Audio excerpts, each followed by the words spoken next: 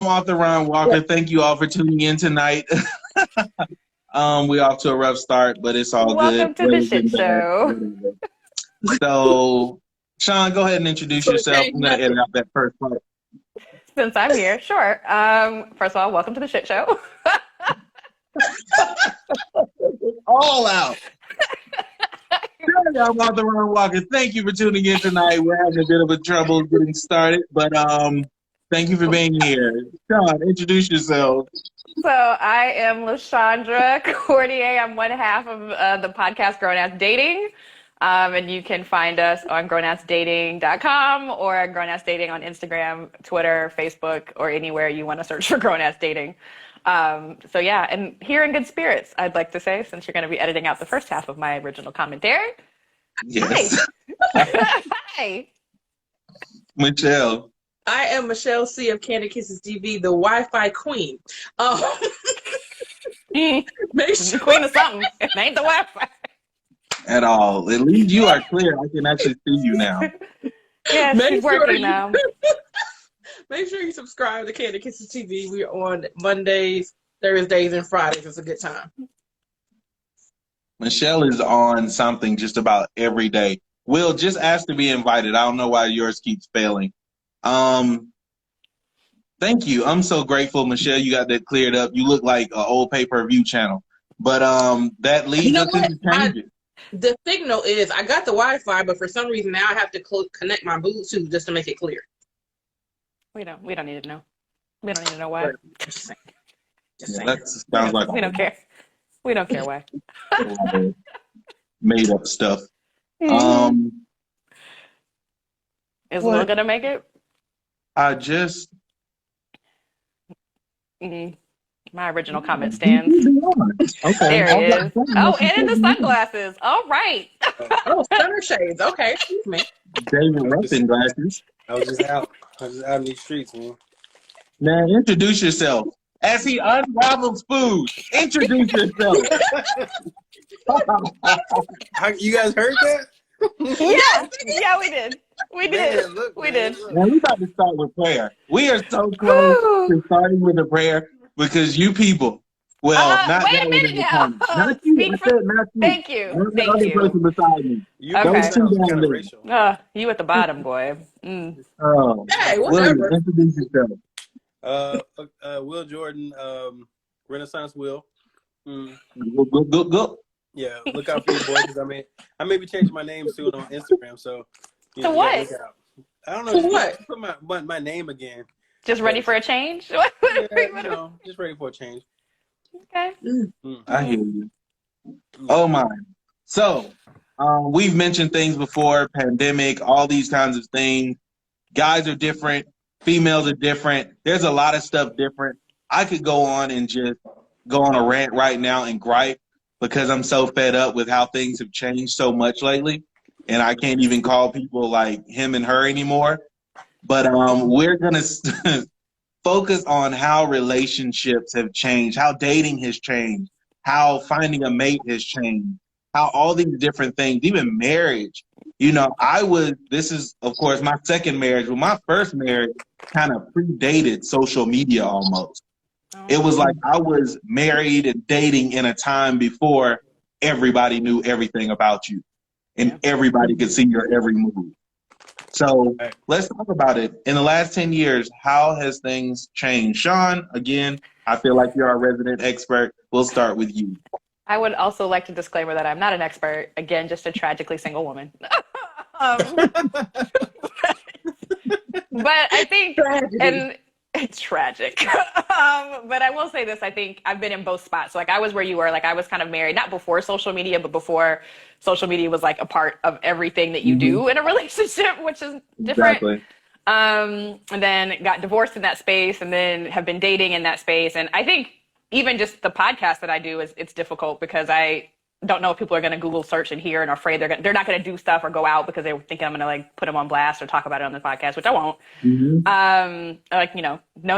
All names have been changed and all people have been reconstructed and the whole purposes of what we do for the podcast. But I think dating has shifted a lot for me personally because I think women have shifted a lot. So I know, when I started off dating in college and when I was younger, like I was in a different dynamic than I am now. Like, I'm established and successful and financially very secure. And so, I realize now that the roles have shifted and I now have to look for the things that I think men typically used to look for. Like I have more men approach me about being taken care of, sugar daddy, looking for sugar mamas. And like, I've had people actually approach me and say like, hey, I'm looking for someone to just take care of me.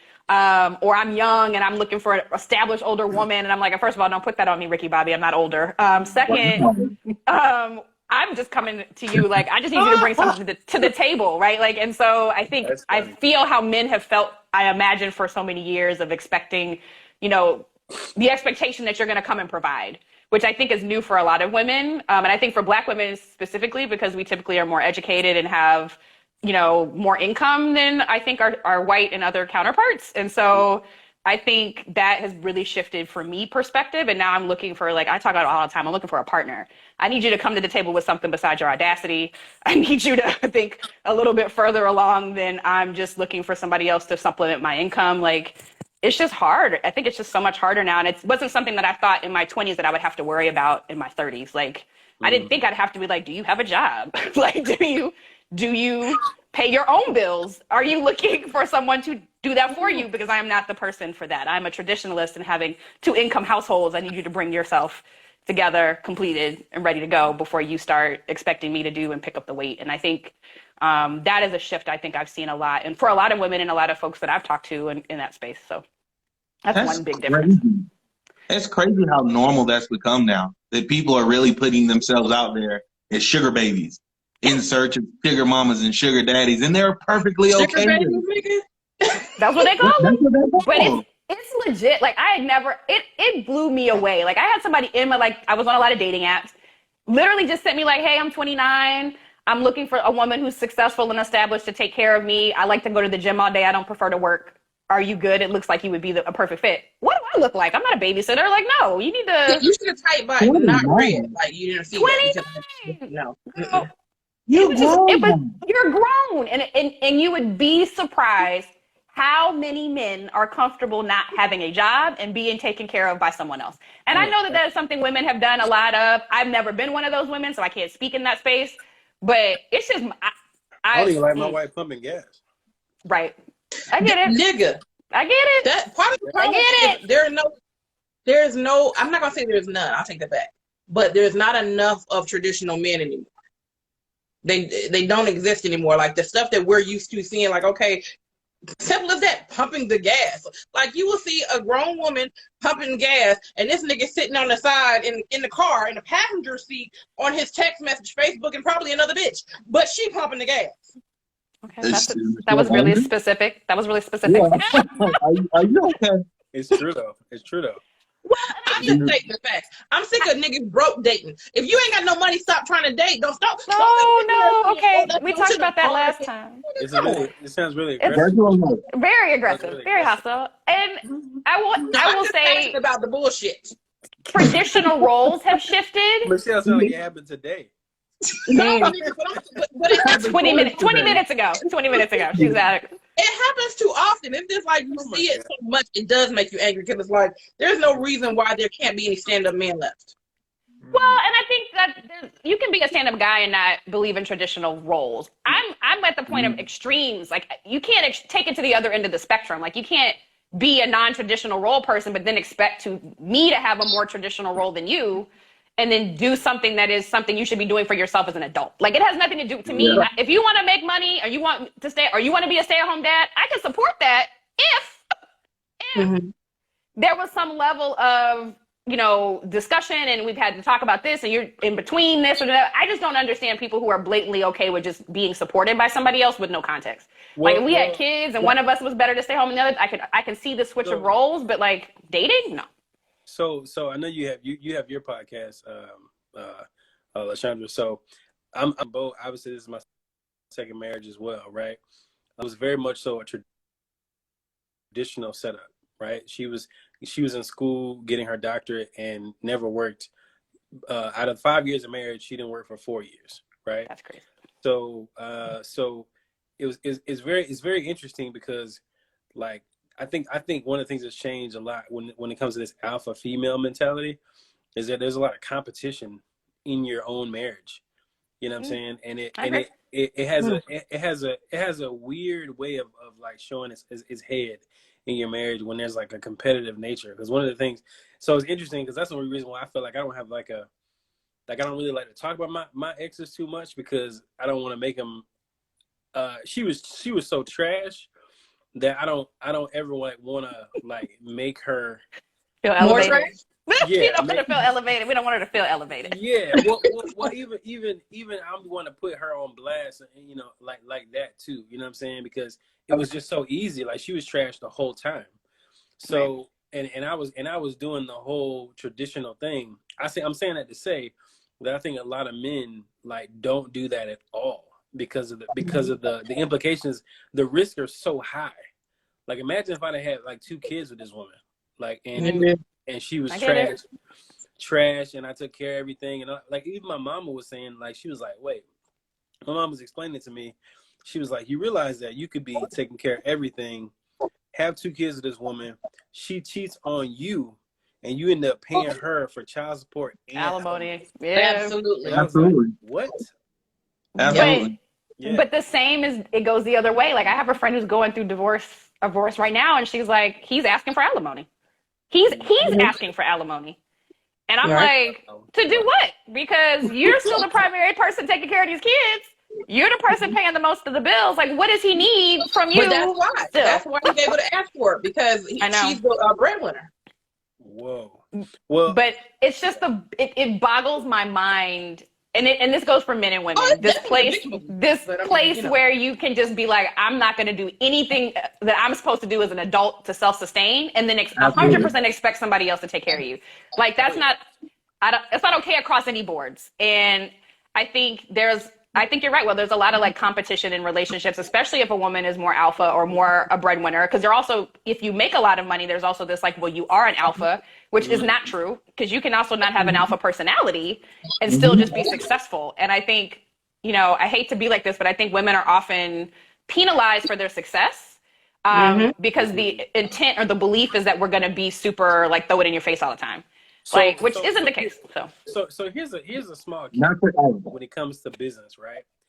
It is much easier in certain fields for women, right? Sure. I'll give you an example. So we're launching this Airbnb, right? And the engagement that you get if you're a woman that's the host is totally different engagement you would get if you were a guy.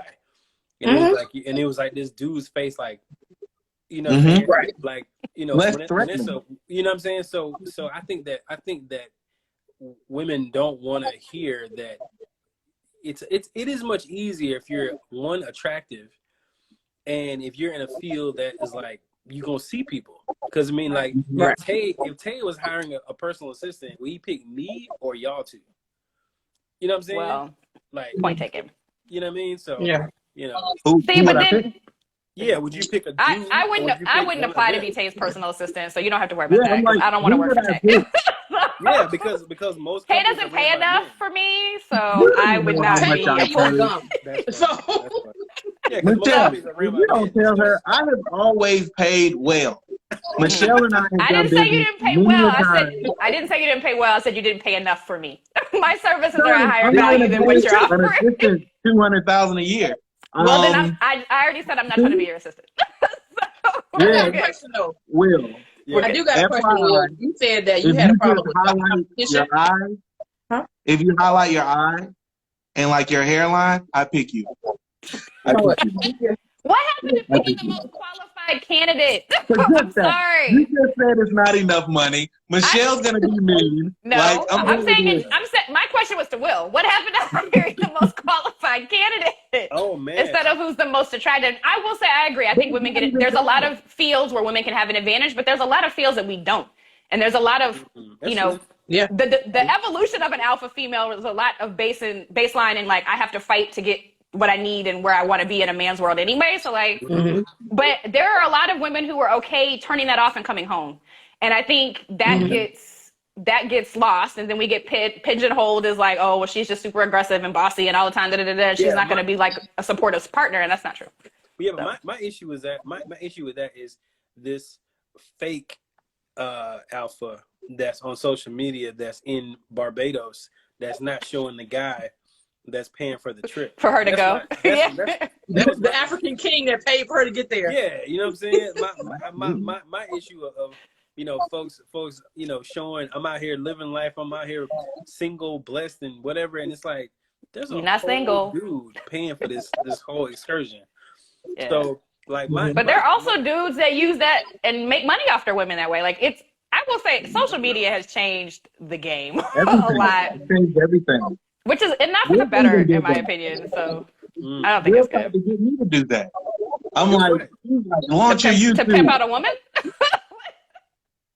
What are you trying to get you to do? He was like, launch your YouTube, but don't put yourself on there. Put your wife's face on there. I'm like, Will, first of all, don't insult me.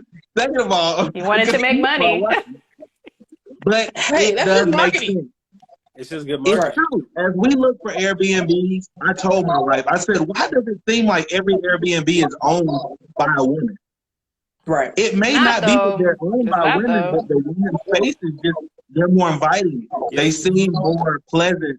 They're less threatening. Because I told her, I said, there was one place I really liked, and I almost booked it, and I was like, I ain't staying with that Negro Jane.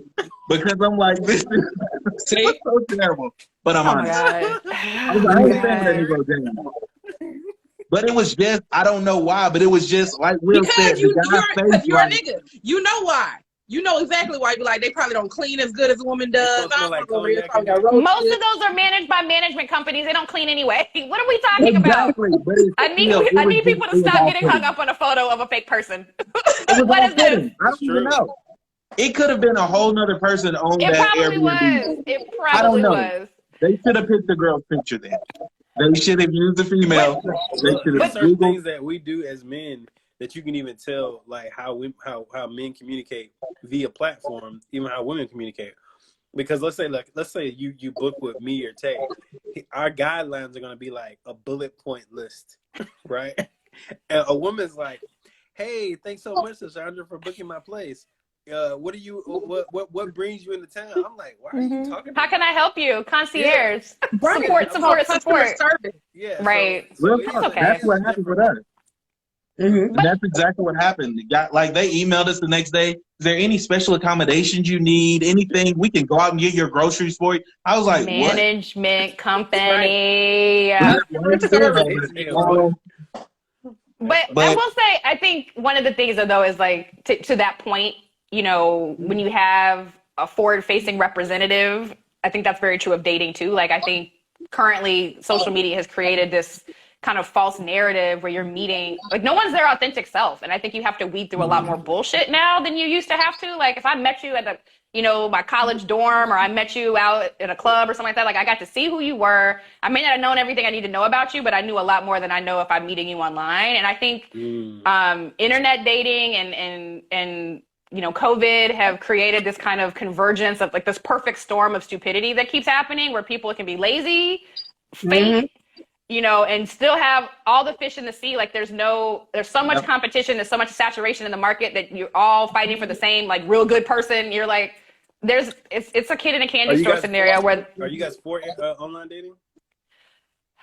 I have a love-hate relationship with online dating. I hate online dating. What'd you say, Michelle? Oh my God.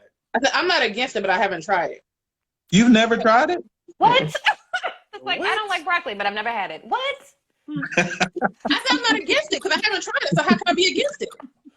But how do you not try it? What have you been doing in the world for the last, 10 years? Working and going home. Working and going home. That's pretty much it. Well, that's why. You're bugging. I'm very Well, you know what I'm telling you? The whole subject matter was how have relationships changed you? I've already had trust issues previously. So the nonsense that I've dealt with before, I damn sure don't want to deal with it again. So it's like I'm dealing with a total stranger on the internet. It could be a catfish. And now I got to figure out, do I want to trust this man to go to some random restaurant No. and he might stab me in my forehead just because? Like, I don't know nothing about this nigga. Michelle raises the safety concern issue as well that has changed dating. Nowadays, people Yes, rob you, kill you, stab you, murder you. It's like a Lifetime Here- movie. Every time you go listen, out, you can't be like that. Craigslist had that happen. This lady went on a date. Like, I don't know if it was The Craigslist. Craigslist She Killer. went It's on a a big date, movie. and the guy robbed her. And then, and luckily she lived because he shot her. But he basically was like, "Hey, can we move? Like, can we drive over here and get to my car?" Whatever reason they did, this nigga carjacked her and shot her. So yeah, Well, and it's been happening to men too. By the way, they've been getting catfished by women who are in relationships and then robbed by the two of them when they get to the date. But like this has been I think an age old problem as a single woman for me, at least in Atlanta. Like pre-internet dating, like pre-online dating, which I've done a lot of, and that was the heavy side. Well, I can't. But it was always a safety issue. Like, meet me at the restaurant. You don't need to know where I live. You don't even, like, I haven't invited you to my home. But like now, like I was talking to a guy online, and the first time he wanted to meet in public was like, "Let me come to my house." And I was like, "Motherfucker, I don't know you." Right. And then I actually told him, I said, "I'm not even coming because I don't know. I'm coming because you don't know me. I could be a murderer. I could be crazy. You don't know anything about me and haven't tried to know anything about me." So you watch Snap all day, all day, before you responded, and a whole lot of How to Get Away with Murder. You're not ready. But I was like, it's more of you haven't asked me any qualifying questions that I would want to know as a person coming to your house. Like, you didn't ask me my last name. You don't know anything about other than I have a dog and I'm online dating. Like, your profile looks good. You want to meet in my house? No. And I think you get a lot more of that. So I think when you've been married twice, right? I think that I remember being single and my pastor making it sound really easy to be married, like getting married, right? And marriage is work. No. I'm talking about getting married. I'm talking about you can marry anybody, sure. No. I mean, finding someone that you're compatible with, right? And okay. You mean like a successful marriage? Yeah. Okay. And Sorry. I remember thinking that it sounded really complicated, but as a person who's done it 2 times, it actually is way easier than you think. Oh yeah. First of all, even if you took online dating out of the picture, right?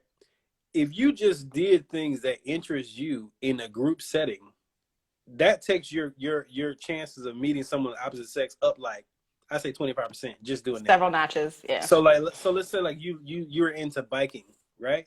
You join a Facebook group, a bunch of people that bike, you get a bike, you go out with like 100 people that like biking with you. Right. Mm-hmm. It makes life like 1,000 times better. And I think that's the reason why I've never like kind of got into online dating, because I was always in like social groups. Like I was always into my own thing, and I would just go into my own thing and find people who was into the things that I was into. Well, it's kind of hard to get in social groups nowadays. Like with the quarantine, so it's like, scared. That's changed. So it's like you don't really hang out like we used to. So now that we kind of not necessarily stuck because we are opening up again. Yeah. But now that we're gotten to the normal sense of just staying at home and going to work. Mm-hmm. Now, how do you find these groups? Well, they're still in the same places that they were. Actually, got much easier. Because people are looking for connection. So I mean, I get it, but a shared interest is always 100% a way to like. Mm-hmm. Increase your chances of compatibility, of course. But I think to Michelle's point, like it is a different world with COVID now. Like I can't just go out in a group. Like now I have a whole nother layer of things I have to find out about you before I can even go out with you in a group space. Like, do you believe in wearing a mask? Are you that kind of crazy person? Are you getting a vaccine? If you aren't, you're probably the same kind of person that's not getting an HIV test and wearing condoms. I don't trust you. If you don't care about your own personal health, it's things that you have to. It's really fast. It's things that you have to ask. But y'all didn't say nothing about her when she got passionate, though. Oh my God. I wasn't threatening people bodily harm when I got passionate. So I was gonna swing on somebody. I didn't swing on my voice. Might have said I was gonna swing on somebody, but I didn't verbally say it. It's aggressive. But I do think the issue a lot with dating, and I see this with my friends and associates. I think the biggest issue with failed relationship is people don't know when to leave.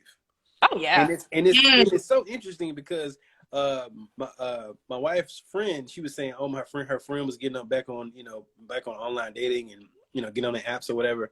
And she said, man, her picker is just so off. And I said, well, tell her picker. She said, she'll date a dude for 3 years who ain't got no car. And I'm like, what? Why? As an adult, why would you do that? They call low self-esteem, poor mental health. Like you got to have your own note of value. Like you got to be able to know your own value and worth, because that's a long time. I mean, how long does a man have to struggle? Like, it's one thing if you struggling a little bit and then you get on your feet, but like you struggling for 3 years on it, like, come on. Maybe he has no license. Maybe he doesn't like to drive. But that might also be because, okay, if he's from New York, I can say that. Yeah, it depends on where you're from. If you live in Metro Atlanta, Lyft will get you everywhere. Uber will get you everywhere. You really don't have to drive now. That's another change. You don't have to do certain things anymore. But it sounds like the not having a car thing was a problem for her. So whatever it was, like the way it was even framed, like if it wasn't an issue, it wouldn't have been an issue. But at one time, that was. I bet you her caveat was, I already know where he at. Oh my god, that's not a thing. It's terrible. But that means you don't have trust in your relationship. And that's a problem. I told you I got trust issues, so whatever. Oh my god. Oh my at one time in god. life, you could really qualify somebody by something like that. Yes. Do you have a car? Then you're going to see what type of car they have. Now, you don't have to have a car to get around. For some people, it makes more sense if you work from home. Yep. What do you do with a car? You just have a car sitting out there and you're just paying insurance on. You're just for no reason, man. Spending money on it for no reason. And you're using it every now and then. And if you live near everywhere you go, it may make more sense to Uber, to bike, to walk, whatever. That's true. Yeah, but I mean, I think the point there, though, that was something that was a big deal to her. So, like, regardless of, I mean, like, each of us has our own non-negotiables, deal breakers, whatever. But, like, if you're going to be with somebody who clearly is doing something that's problematic for you for that long of a time, there's got to be a reason. And I think for a lot of women, especially I can speak post-divorce, women who are coming out of long-term relationships for a long time, and I would say the same is true of men too, but you're scared. You're scared of being alone. You're scared of not finding somebody else. You're scared. You've invested a lot of time. You probably thought, I've put a lot of effort and work into this relationship and it didn't work out. Like, I know for me, my divorce felt a lot like failure. And it was hard for me to get back into the dating game in the beginning because I felt like I had failed at something that I had worked so hard at trying to make work. And then I thought, what if I do that again?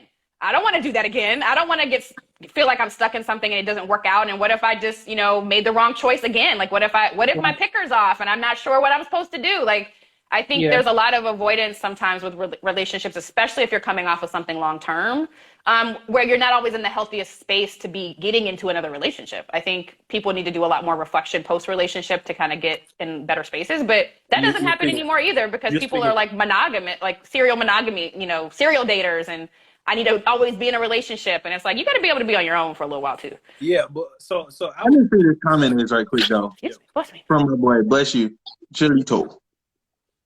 If relationships have changed, it's because people really believe the world is at their fingertips, but it's not. But if not, look around you. First of all, how you doing? Good to see you, brother. One of the best guitarists I know. But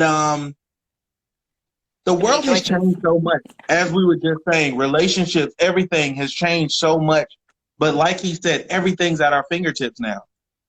People are dating just like this now. It's People are immediate getting to know each gratification. other just like this. Zoom, Facebook, Instagram, everything. You don't even have to leave your house anymore to basically go on a date. They were pushing virtual dating during the pandemic and everything. Like, I'm setting up here, you're setting up there. We're watching the same movie. I think, who was it? Disney or somebody? They released a different app so you could watch your movies together and stuff. Netflix did it. Netflix party. Yeah. Now I get it. Like if you're stuck, like quarantine, definitely. Yeah. But if somebody was to hit me up today, it's like, hey, you want to go on a virtual date right now? No, I want you to take me somewhere. Well, that's different. And somebody made a comment too, like before you dated, it was proximity. You dated based on who was in your immediate area, and now you have more options and choices. But at some point, you have to converge into the real world. So at what point, I think I think it's a really great way to get to know somebody in a safe space, right? Like, with COVID considerations and, Michelle's murder plans, it's really a safe place to get to know people in that space. But at some point you have to come together, and there's a lot of compatibility pieces that can't be manufactured or realized in virtual environment. You can't know if you're Exactly. sexually compatible. You can't know if you're, you have the same, you keep your house the same way as somebody else. So they say living with a person changes your perspective, and planning a wedding changes your perspective, and travel. You don't know if they're like, rude to the waitresses. I mean, right, you don't. right. So I think there are definitely some elements that complicate, but I think it's very much I think online dating in this platform is a very safe way to kind of get to know people, and see outside of your normal comfort zone, like trying something new and diversifying, which I think is something that I would say is a positive change for relationships over the years. I think people are giving more a chance, and they're expanding and broadening their scope. So it's not just kind of very like, I only date black men, or I only date educated brother. Like, you get expanded options. I think alone is kicking in.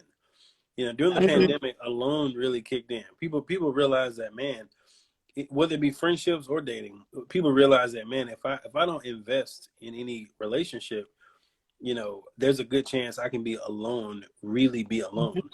And I know when it comes to, when I talk about relationships, I know I sound like some sort of like Superman or like that, but this is a whole lot of therapy, a whole bunch of co-pays, right?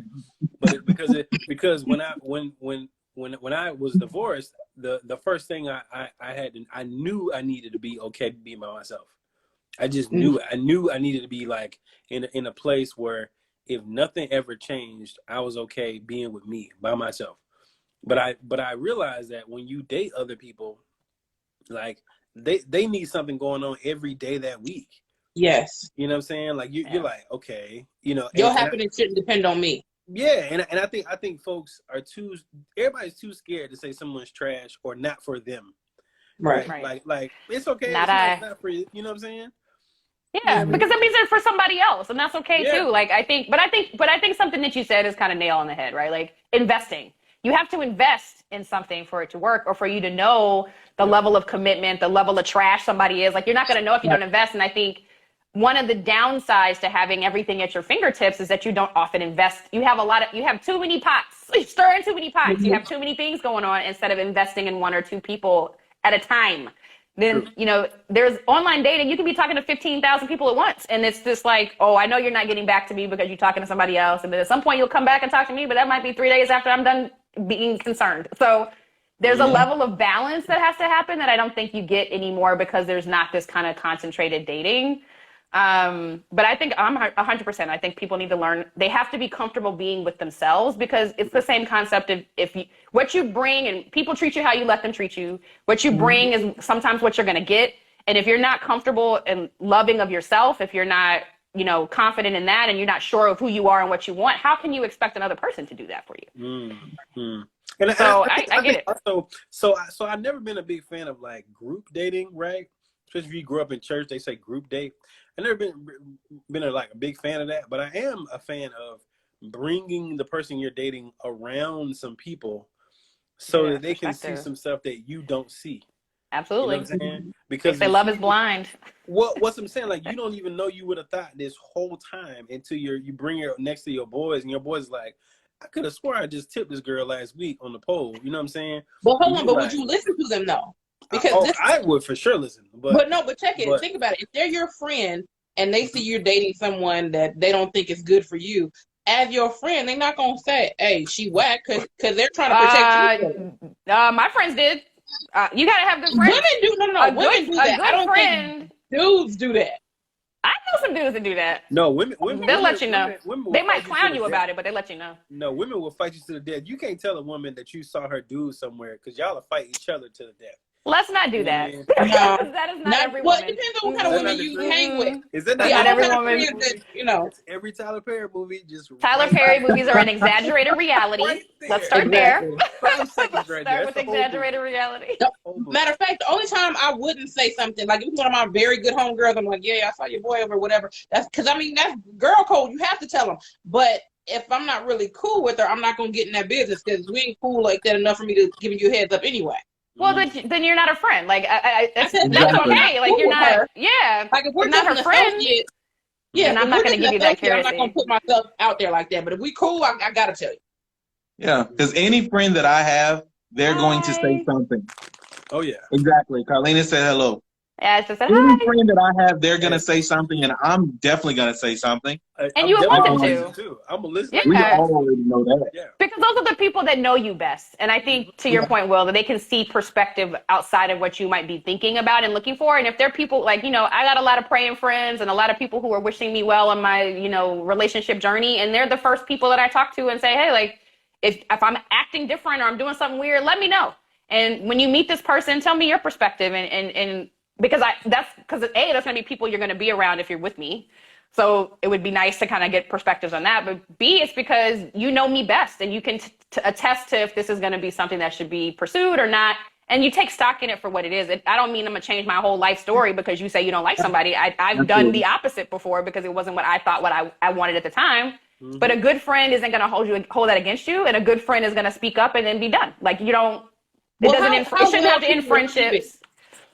How well could you receive? So if you're dating a guy right now and one of your friends is like, yeah, I don't think he's for you because I just, that ain't what's up. Like, do you receive that? Like, okay, I'll take what you're saying. Or are you going to present it to him? Like, how would you even receive it if it's your friend saying that to you? I received it. So it has happened. Like, I can tell you right now, like my ex-husband, folks didn't like him. Okay. They shared their opinion. They let me know. And I said, hey, and I had a very honest conversation with my friends. They told me what their issues were, what they saw. And those were things that changed over the course of our relationship. So it became a moot point. And then I also said, hey, like, this is my choice. Like, I'm making this choice knowing how you feel. Are you okay? Are you going to be all right with that choice? Because it's the choice. Yeah. And they all said the same thing. Like, I don't got to be with him. You do. And I wasn't calling and complaining about anything because it wasn't anything for me. Like, I received it well. I didn't have to let him know that. I mean, he might know now because he might watch, but I doubt it. But he didn't have to know that. And I didn't have to bring it to him. But I also he don't care. He ain't watching. I made it a point to respect my friends for sharing and they made it a point to not be like, I told you so when I got divorced. So it worked out for everybody. But I think it's just, it's who you are and what kind of friendships you've established. I think that's, we're talking about relationships, but there's more to a relationship than just a relationship between you and someone you have a love interest with. Your relationships with your friends and your family all impact what you do. And I think that has also shifted. I think you see a lot of people keeping up with the Joneses and Instagram is making relationships look like they're a piece of cake out here and just getting bread together. You on trips and you doing all this stuff and it's not hard. Yeah. And I think, those are the kinds of real conversations you have across all your relationships. And if they're in good and healthy spaces, they should go well. Even if they don't go well, I've never talked down on anybody's relationship unless they specifically ask me, what do you think about X, Y, and Z? I'm not going to just put my, hey, I don't think this bitch is for you. I'm not going to do that. But if you ask me my opinion, I'm going to give it to you. False. But, okay. Alternative facts. What did I say? Alternative fucking facts. Really? You must have asked me. If you asked me, I probably No, you don't ever have to be asked. Michelle likes to share her opinion whether she's asked or not. Exactly. It's hard to be Michelle's friend. It's hard. It's hard because we said that as a group collectively. No. Don't you drag me into that. Exactly. No, you weren't there. I only provide information when it's sought after. At the table said, nigga, we don't like her. And I got it every time. Who is jelly? Who is baby hair? Who is, I can keep going forever because every female that I've ever brought around, she gives some terrible nickname to. But I didn't say she was a bad person. Down. But for the record, can we point out the hypocrisy? Because I can't tell you one man that Michelle's actually dated. Ooh. That I know have met or even had a chance to evaluate. I met one. Yeah. You met one. You met one. Think about how many there have been.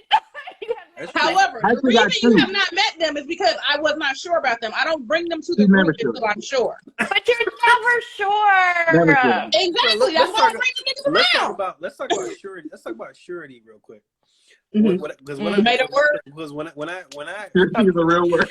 Yeah. Don't do that, Michelle. It's a real word. Play a little Scrabble, girl. But here's the thing.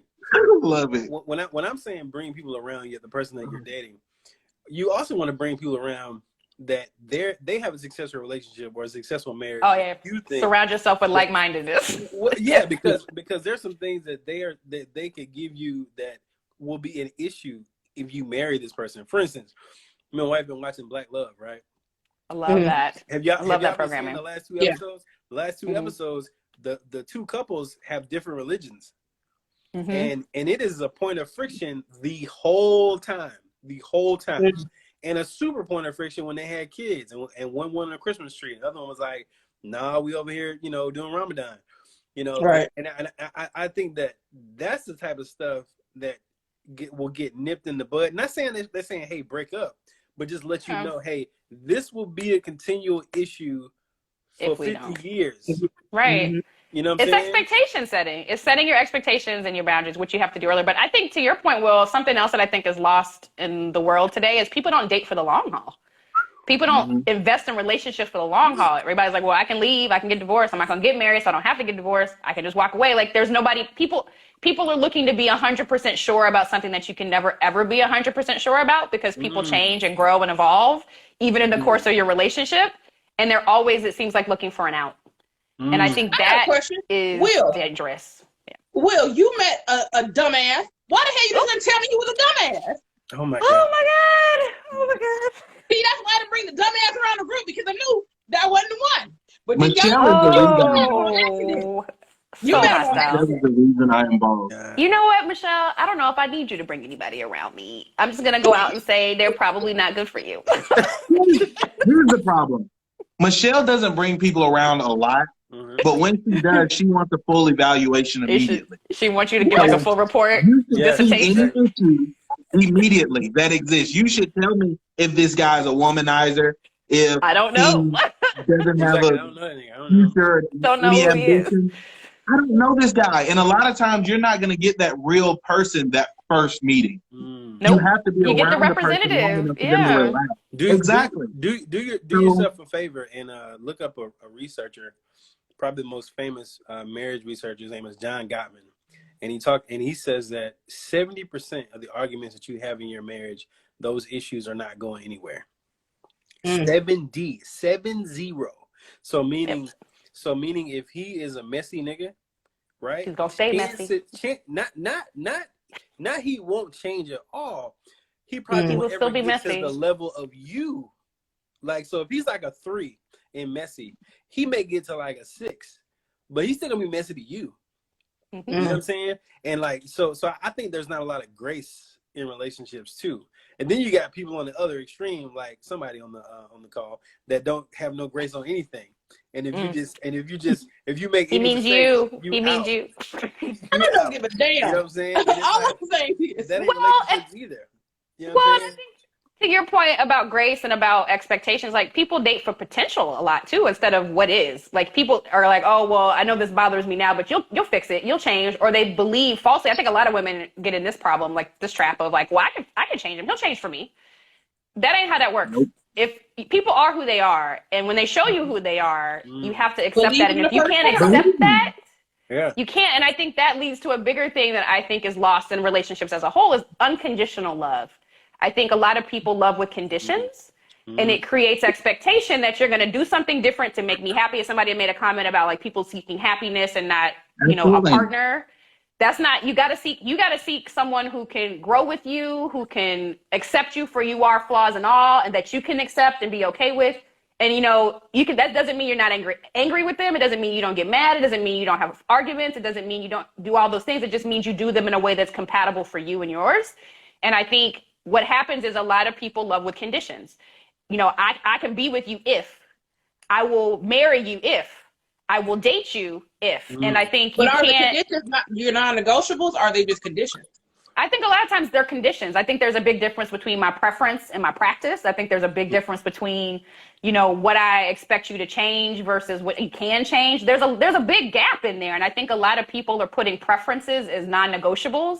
I can't, you got to be 6'5" and like you can't change your height, but you can't fault somebody for something else. But you're missing out on good things because some of your non-negotiables are rooted in the materialistic and rooted in the impossible, instead of you being in a committed relationship. And I think the loving with conditions, to me, that applies more to people who are in long-term relationships. I wouldn't, you shouldn't just go into a dating scenario and be like, I'm gonna love you how you are. You got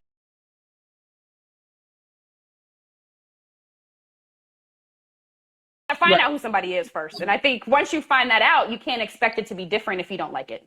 You need to walk away from that and do something else. I remember. Can I have a question? Go ahead. real quick, because she just said something, and I remember I was talking to a friend of mine earlier this week, and he said a woman told him, she said, I know there's probably a lot of great guys out there, but they're just under 6 feet, so I haven't dated them and wouldn't date them. I want to know when that changed. When did that height When they requirement start become such a becoming big taller, deal? that's when it changed. When did it change? Because I've dated a lot of women that are way taller than me, and it's never been an issue. And even now, if I wasn't married, I wouldn't have an issue with getting women. I'm not 6 feet tall. I think a But lot of there's a people lot of women that meet me and they don't care about that. Well, But I because they're think there's a meeting lot of women you. that are They're missing out meeting on you. something good.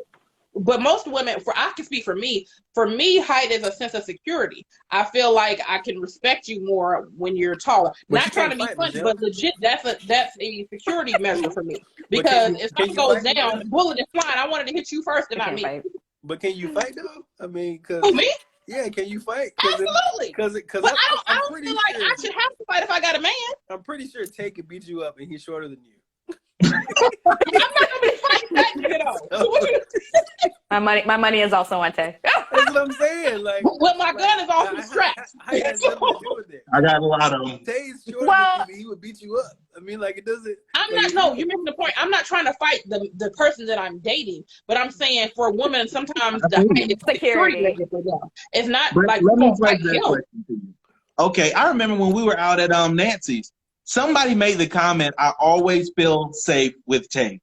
I've never in my life been with anyone that didn't feel safe with me. Do you feel safe with me, Michelle? When you have your gun. Bro, I always got my gun. But even if I didn't, do you realize I've taken out a lot of people a lot larger than me? So if Tay was taller, would you feel safer? Yes. Damn. That's stupid. Oh, really? So let me ask this question. No. Okay, so you feel safer with LeVar than you feel with me? Yes. That's stupid. I don't have a gun. You didn't use me because I don't have a gun. So well, see, the difference is, like, nigga, you could probably make them laugh, and so then we wouldn't fight. Exactly. LeVar is going to be talking to them while they're beating you. Oh my God. Run, and you better keep up. You gotta talk them out of it. Run, Michelle, run. You gotta talk them out of it. But Tay, to your point, they shooting Michelle. You better keep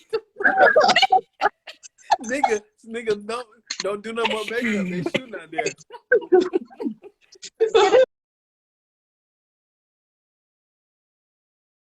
Find a safe place, Michelle. Find a safe place.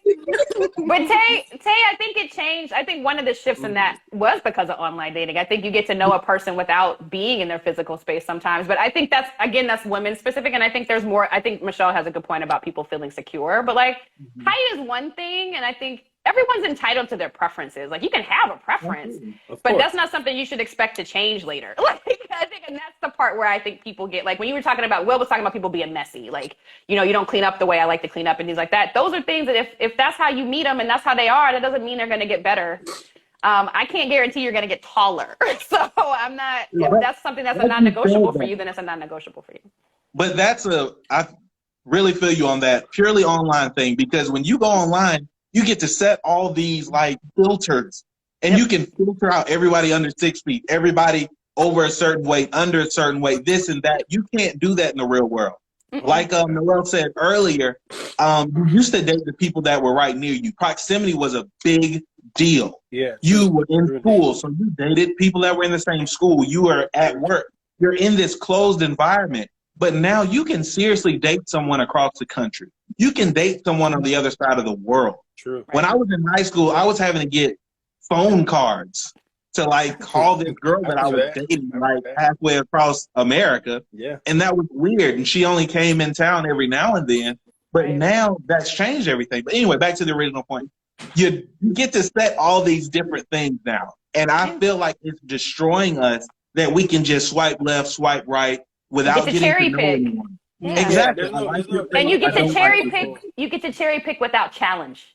And I think that's the thing is challenge makes things better. It makes things, it helps you grow. It helps you understand things. It creates discord that's healthy. And I think when you're cherry picking this like perfect entity, it creates a false expectation and a false narrative that this person is just amazingly perfect. And that's not true. Absolutely. Well, you can't, there's no customizable partner. No. Yeah, there's no customizable partner, and Absolutely. the problem with dating a lot of people is that you mentally want a customizable partner. You're like, Yeah. I want the A boobs little of bit of this one, Michelle. I want a little bit of that one. the Yep. eyes of Right. Lysandra. You know what I'm saying? I want the personality of this person. And there's no person made like that. And it breeds a culture of no grace. It's like no grace on your person, so they can't be human. They can't have they can't have flaws. They can't fart or anything. They can't do none of that. Absolutely. I need Because there's always something else out there that might be better or have that component, which to me, again, it comes back to that whole kind of, it's conditional love, right? Like it's that piece of like, I don't have to invest because there is somebody around the corner that does just enough of that thing that I wish you did that I can keep investing in. So there's that piece of like, again, you're stretched a lot. There's a lot of people stretched too thin. There's a lot of people, but too many balls in the air. They're doing too many things. You're juggling too much. And I think that has been one of the worst, I think, evolutions of the internet and the space. So look, you think well, have you seen Michael Che's stand up? And he talks about why kids are like can't focus. He's like, because his titties in his pocket. Yeah. Like, yep. I mean, like it's at your really fingertips. True. Right. Really true. Like you have porn and you're 12 and it's on your phone. Like, how do you talk to Michelle? She's sitting in front of you. Like, you just think about the titties in your pocket. Like you can't. You're like, I can't even connect with you. Well, and I think connection is another thing that's kind of lost, especially like I feel bad for the generation behind us because they grew up in an era where you didn't actually like, it's hard to infer tone online. It's hard to, get to know a person and what they look like and pay attention to inflection and their words and that kind of nonverbal cues. Like they don't have any of those skills, like those soft skills. So they're growing up in a world of like complete fantasy. But I think you're right. Like it is really hard to focus when you have that. And then I think, as an aside, as another challenge for women, especially, or men too in this space too, is like when you're in the space where you're in a trusting relationship and you created all of these visual aids to help you, what happens when you leave your relationship? You got to worry about, being exposed in spaces in ways that you never thought you were before when you thought you were in a trusted space. And there's just a lot more, I think the digital era has really created a lot of additional fears for women. Someone just made that comment. Mr. Josh said the internet has ruined everything. Let's be honest. I don't think the internet's ruined everything. I think the internet is great for commerce and globalization. So it's great for that, and it's actually even good for meeting love. But I don't think that we have done a good job into like supplementing some of these other soft skills, like you're saying, Lysandra. It's like, because if you're in sales, if you're in sales and you're talking to people every day, you got to work on your soft skills, right? But if you ever talk to somebody who's in IT who don't talk to nobody all day, anti-social weirdness. Okay. Whatever. I think the internet is great. I think people have ruined the internet. Flipping that a little bit, I think the internet is a very useful tool, but a lot of people are using it the wrong way, or they're relying on it too heavily. People destroy like you everything. said, it can't be the only way you interact with people. It cannot. Like right now, like my son is growing up where electronics are all around him, so I have to force him to do things. I'm like, son, just go stand outside for 15 minutes. I don't care what you do. Go outside. Yeah. If you don't force people to get off the internet, I know I was really bad at one point in time. And I'd be dating people. I was on dates, like with my phone in my hand. My daughter drew a picture of me with my phone in my hand. She's like, my daddy's always on his phone. But when you're making $1,000 a day from your cell phone, you're always on your phone. Like, I don't care where I was. I'm checking. Exactly, because I was running a business that was bringing in a lot of money purely on my phone. So even now I'm checking stock, I'm checking crypto, I'm checking things constantly because they constantly change. But the fact is, I even have to get to a point where I'm like, put it away for a while. It breeds adult ADD. It breeds adult ADD. Yeah. And you have, it is. And I feel the same way because I had a kid tell me, like, it's always, you're always on your stupid phone. That's what he used to tell me. Oh, you're always on your stupid phone, but I'm always at work. And so, like, I think there is a balance, and I agree with you, Tay. I think there's a balance, but, like, you have to be able to unplug and connect with a person. Absolutely. At some point, you want to live with a person, be married to a person, you have to be able to connect and invest in but that the other person. side, any dudes that's on this call, the other side is if you're a dude who will cold approach a woman like me and Tay will, the world is open up to you.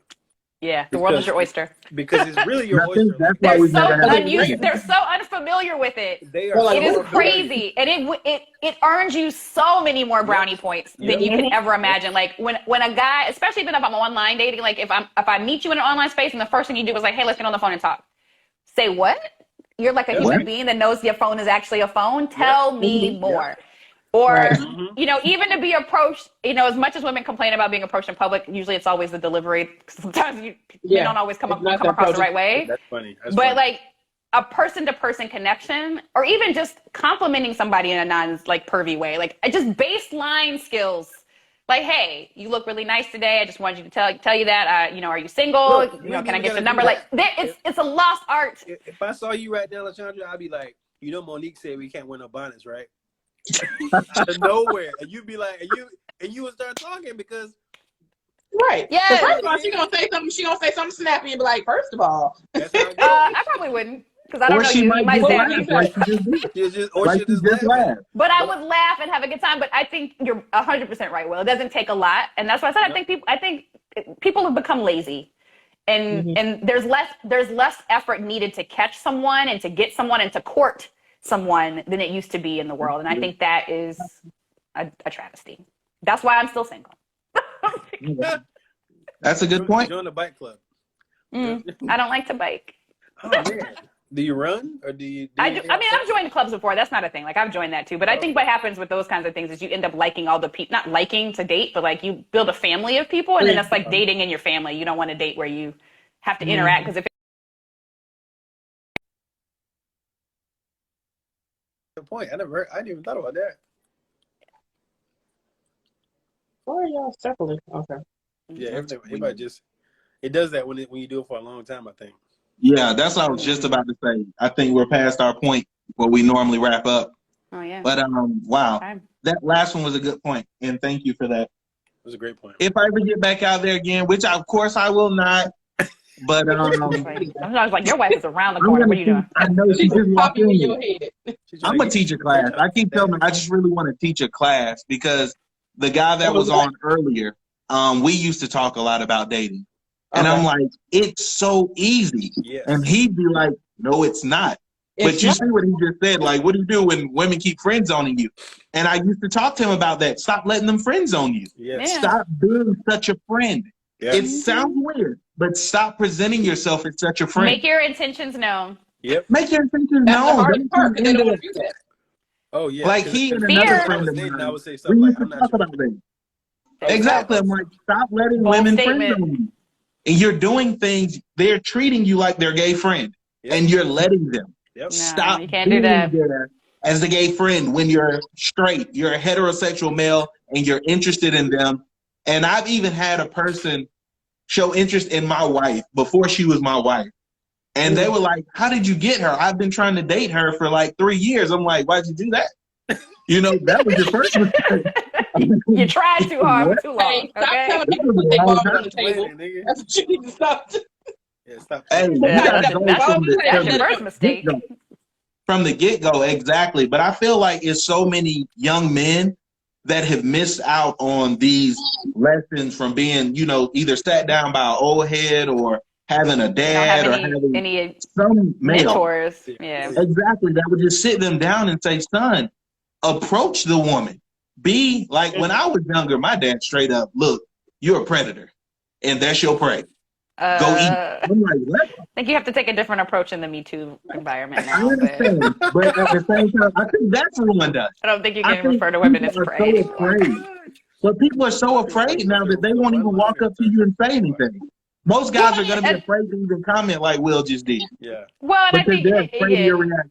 It's there's a spectrum, right? And you just don't want to be on either extreme. You want to be in the middle. Just find the middle. And I think, to your point, you're right. There isn't a lot of advice and guidance given. I think a lot of people don't date with intention and purpose either.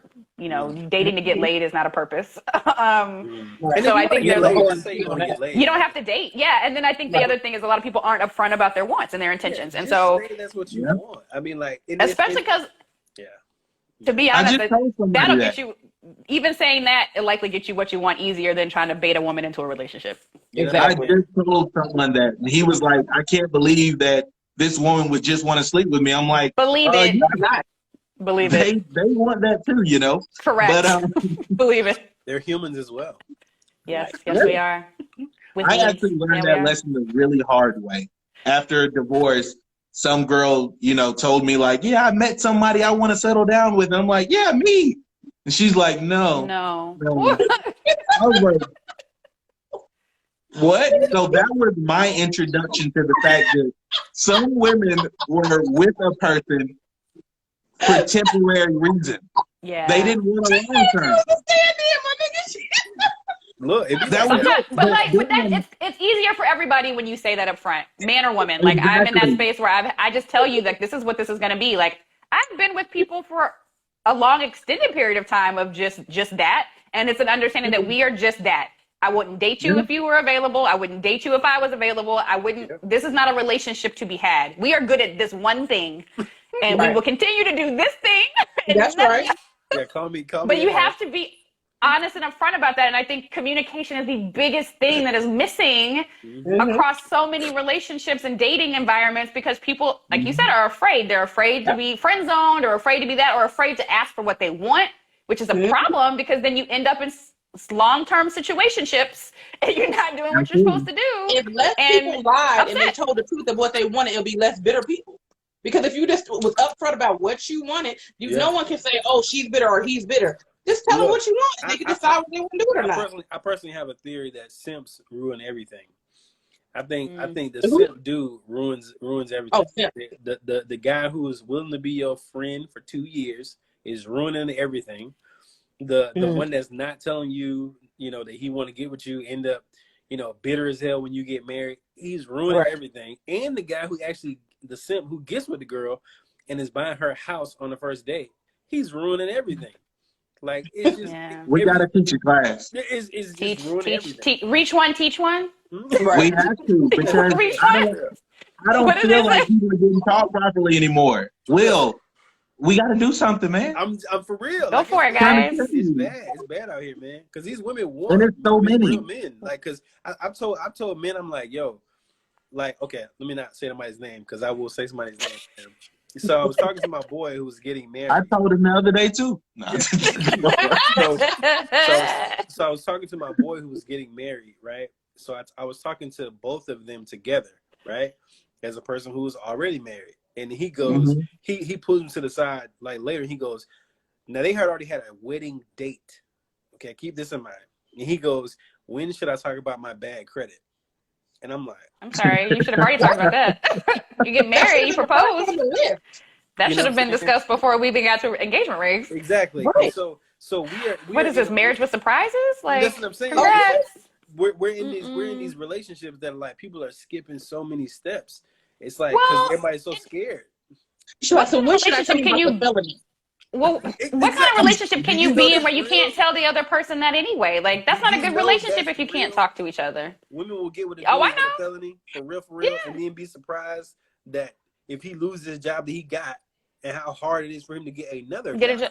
Listen, Right. I'm not going to shit. I had a friend that literally did that. She got married and did not know that her husband had whatever law issue. Yep. And apparently he must have thought it was gone too. They went on a cruise for their honeymoon. When they came back, the nigga got locked up. He was arrested for violating probation or something. I need people to do background checks. And I need people to have honest conversations. How can you marry a person and not tell them things like, I've been in jail, or I don't have good credit, Well, no, or I don't have think a she didn't job? know that he had a troubled history, but she didn't know it was a still open case where he could get locked up. Well, that's Look, different because sometimes clearly you he don't didn't know you have either. one You can just Google I it. get that part. I get that part. I where get it's that a part. surprise to you too. I But, think it sounded like it was for both of them a surprise, especially because he wouldn't have gone out of the country if he thought he wasn't exactly. okay. It happens. But Will's scenario is a little different. You're talking about a problem that you are knowing about and willingly keeping from me, and that's not how you want to walk into a marriage. No. You don't want to walk into that without trust and honesty. Like, and then again, if this is a person that you're trying to be with and you don't think you can be your authentic self with, why are you getting married in the first place? But that's why, like, marriage counseling a lot of time is important because you address things like that. Right. You go I through agree. questions because married people know these issues that are going to come up. Right. And when you're single or going into a marriage, a lot of times you think you know, and You you don't. don't. Exactly. I'm so different Exactly. this time. Like, my qualifiers were so different the second time Mine around. too. Oh, yeah. Mine too. My Same. questions, my expectation, Mine too. it changes. Yep. Yeah. And I'm like, that's why you have to sit down around someone that has been where you're trying to go. Yes. You Right. can't get all this marriage advice from your other single friends that have never been married. Sure Right. can't. You better say it. You better say it. It's not You going to sure end well. can't. Because And you also, can't- when you get married, you got to surround yourself with other married people so you can stay in that space. Well, So. Absolutely. as Michelle's the only person on the call who hasn't been married, but I think That was rude. the other way of looking at it, the other way of looking at it, Michelle, is like this. It's like layers of this thing. You can't get caught up in the fact that the person doesn't clean or anything like that, but trying to figure out if your values align, right? Because it's more important. Because watching that Black Love, I'm thinking to myself like, no one talked about religion. Like these two people, one was a devout Muslim and one was a Catholic, and I'm like, but how did you not even realize that? Just in the course of getting to know each other. They probably never did church dates. I mean, not even church. It's just basic holidays, like yeah, and it's real. It's like, but it sounded like it wasn't as important to them at the time. At the but time, it matters later. You need a mentor. Yeah, it matters to be like, later. hey guys, this will be an issue. This will be an issue, guys. This will be an issue when you have kids. This will be an issue during holidays. It'll be an issue during birthdays. The fact that you're a Muslim and you're a Christian, this will be an issue. If you're okay with the issue, move forward. But the fact that they were very surprised that the issue just kind of compounded over the years. I'm like, duh. I'm surprised they got that far. How do you even get that far? You clearly don't know each other well enough. Because did you not see his prayer cloth? Like you not notice? Like I said, I think her bacon that she was making every morning. I mean, I think there was. It sounds like they didn't think it was going to be as a big of a deal for them, and it clearly manifested in something else. But there's a comment here that people like to deceive themselves. People lie to themselves every day, every day about what they want and what they think who they think they are, what they think they're going to tolerate. And I think you're 100% right. Like being around other married couples, being around people where you're trying to go and experiences that you're trying to be, it's so valuable because it gives you perspective and just lessons learned that you may not have had. And it's also a great sounding board because I think you can't use your single friends as a sounding board in that space because either it'll build resentment in ways that you don't want, or they will offer you direction setting that is not necessarily where you're trying to go because they don't know. And I think it matters. And I think you're right. Apparently lust guided their relationship because if lust wasn't guiding their relationship, they would have figured all this stuff out and they wouldn't have got married. You would have said. Because when I moved to Jacksonville, I think what changed my perspective is I was around people with money, right? And I thought Atlanta was money because I was like, you see nice cars, you see, I saw people who were wearing cargo shorts and a tank top to church, and then you go to their house and you're like, what is this? Where you live? Is this a compound? Or is this a school? And you're like, and you got flip flops on. What's going on? And the way the things that were important to them were not the same stuff that was important to me. And their partner was someone that was like holding them down. Like it was someone that they can trust with the $1 million. You know what I mean? That's what I was looking for getting married the second time. I was going, okay, look, I couldn't trust my ex-wife with $300. She would be, let alone 300,000, 600. You know what I mean? And so I was like, okay, I need someone that I can really, really trust. You know what I mean? Like real and shares the same values, wants the same things that I want out of life. You know what I mean? And I wasn't around nobody like that. Like that wasn't. I got a question. How did you gain trust back after divorce? One, just the right person, but really the biggest thing was therapy. Being in therapy, I was in therapy for like a year, like consistent therapy, like weekly or every other week of therapy. Like it was like really, really trying not to let these circumstances jade the hell out of how you think. You know what I'm saying? And by the time you like get it all out and you start to realize that everybody's not like your ex. You know, this isn't every woman on the planet or anything like that. Then you're starting to open yourself up to like do it again. You know what I mean? So. Mm. Well, and I think 100%. I did the same thing. I was in therapy for a long time, and actually ended up staying in therapy with the person who was our couples counselor. So they got to see how I manifested in that. Like I always say, I won the therapist in the divorce because that was what I wanted, and that helped me a great deal. But I think to your point about recognizing that everybody isn't like your ex, and I think the trust issues you have with one person shouldn't be manifested or projected onto another, because those are the trust issues that person provided. Everybody ain't out to get you. Everybody isn't out to hurt you. And there's a lot of people who are willing to work around the walls that you may have built up, because they value who you are and they're trying to get a little light, right? So I think, you just have to, you have to work on you, because your trust issues are yours. They're not that person you're bringing to the table with you. Am I the only one that didn't go through therapy? I think I just wrote about my problems. Which is therapy in its own, right? Yeah, that's a different type of therapy. But I'll say it was cathartic for me. For anybody who's listening, right? There's a book called Love Must Be Tough, right? That is life changing in your relationship. Life changing. It's basically like boundaries, like that type of thinking, but on steroids, and it's for Christians. Like it is. Nice. It made me think, like, turn my traditional way of thinking about like a relationship, marriage around. So if you are like, can't figure it out, like, why is my relationships, like, why are they not like working? Like, why don't they work? Like, why aren't they moving progressively like forward? Love Must Be Tough will open your eyes, because it's all it is relationships, and you're like looking at the scenarios, like amazing. And I think a lot of people asking that question of why are my relationships not working, people forget that they're the common denominator. Like if you're having problems with all of your relationships, you're the only consistency. The consistent piece of that is probably you. But nobody wants to deal with that. No, nobody wants to be the problem. People like deceiving themselves, as has been pointed out. So on that note, let's go ahead and wrap up. I'm Author Ron Walker. You can follow me at Author Ron Walker on virtually every platform, including YouTube. So go check that out. Sean, tell them who you are. I'm LaShondra C. I'm one half of Grown Ass Dating, not a dating expert. Again, I'm just here so I don't get fined. But you can follow us at grownassdating.com.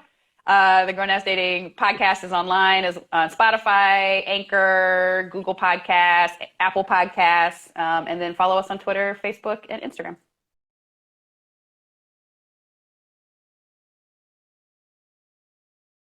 Shell.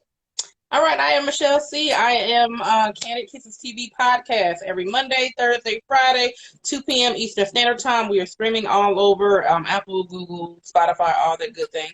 So tap in with us, because we come over there and we clown. We have comedians, interviews, we play games. So if you like to have fun, that's where you need to be. And a little different. Will, can you tell us what you're working on? Because you're working on something that I think is wonderful, and I can't wait for you to actually start putting it out there, because even we've done stuff that you still haven't put out there. But please tell them what you're working on so they can get prepared. Yeah, I'm definitely working on a YouTube channel.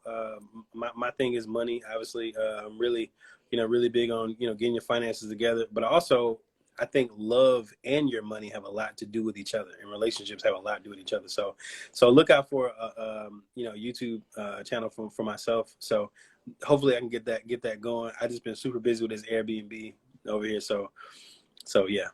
But it comes. Will Samuels. Huh? Will Samuels. Yeah, that's funny. That's funny.